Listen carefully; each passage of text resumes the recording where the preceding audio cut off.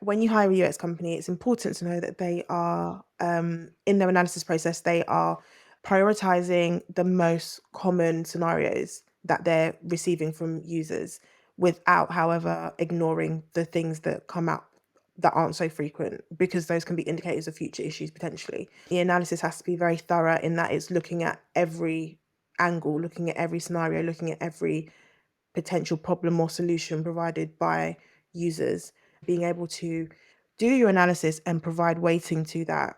So not just like this is what most people said, but actually these are the things that we think might come up later. By ignoring these things that are seemingly smaller or lower priority, you're missing an opportunity to inform about something that could potentially become an issue in the future. It's always good to have things on your radar.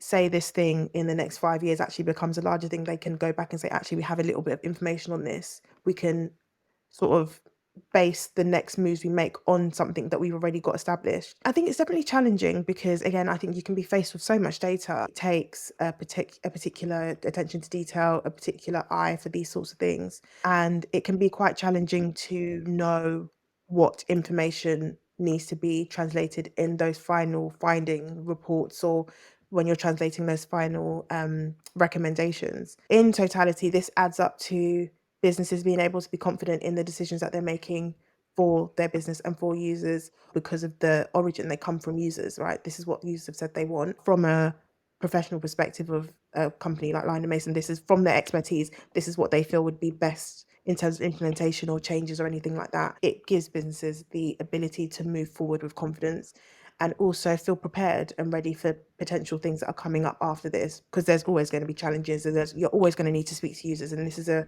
repetitive thing. It's not one time and done, right? You always want those insights. So having that sort of lower level of recommendation for problems that are potentially smaller, they don't need to be solved in the next like 18 months, but maybe looking at a 5-year plan. These are things you can put in place to alleviate potential problems in the future.